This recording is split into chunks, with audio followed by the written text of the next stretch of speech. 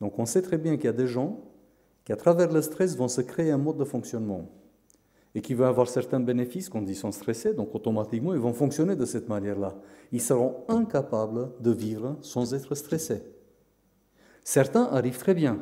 On a les gens hyperactifs, naturels, qui sont capables de faire énormément de choses. D'autres, à un moment donné, arrivent à une phase d'épuisement.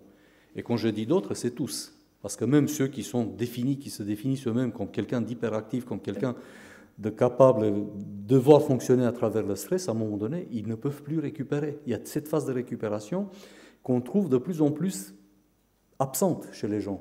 Ils ont oublié qu'il faut récupérer à un moment donné. J'ai vu qu'il y a une intervention sur le sport tout à l'heure.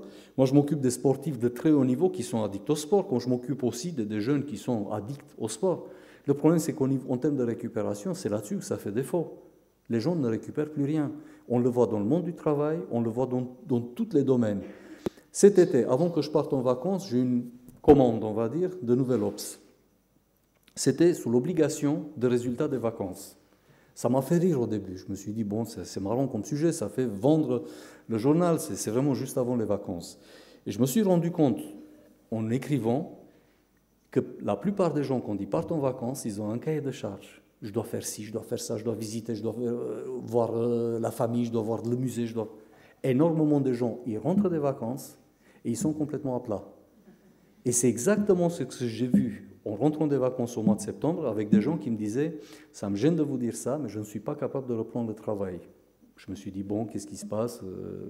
Ben écoutez, je suis complètement fatigué, je n'ai pas réussi à récupérer. Parce qu'ils étaient dans cette obligation d'hyperactivité et assumer et remplir un petit peu l'album. Vous regardez les profils Facebook des gens, quand ils sont en vacances, ils vous envoient la photo. Tiens, je suis en train de manger un sandwich dans une sandwicherie, n'importe quoi, devant tel musée, devant telle activité. Je suis en train de faire la planche à voile, je fais du bateau, je fais du VTT. Ils sont en train de valoriser leur temps. Et c'est exactement, notre société, elle est défaillante par rapport à ça. C'est par rapport à la notion d'ennui et de frustration. On ne sait plus vivre avec l'ennui. C'est devenu honteux. Quelqu'un qui vous dit, moi pendant les vacances, je me mets sur un transat au bord de la mer, j'adore le sable, j'adore les vagues, j'adore le soleil, j'adore le ciel, et je reste sur mon transat, à côté de moi j'ai une bière, pourquoi pas, un cocktail, bon, allez, un jus de fruits, ou autre chose, frais, et je bronze, et je lézarde.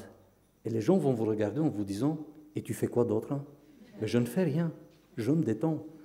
Vous y allez à la montagne, qu'est-ce qu'il y a de plus sympa de se mettre en terrasse avec un vin chaud? Le soleil il tape, la neige elle est là, vous avez skié un petit peu, vous n'êtes pas obligé de faire toutes les pistes noires tout de suite, le premier jour, surtout quand vous arrivez en activité, parce que vous allez vous casser la figure par la suite. Et on voit tout ça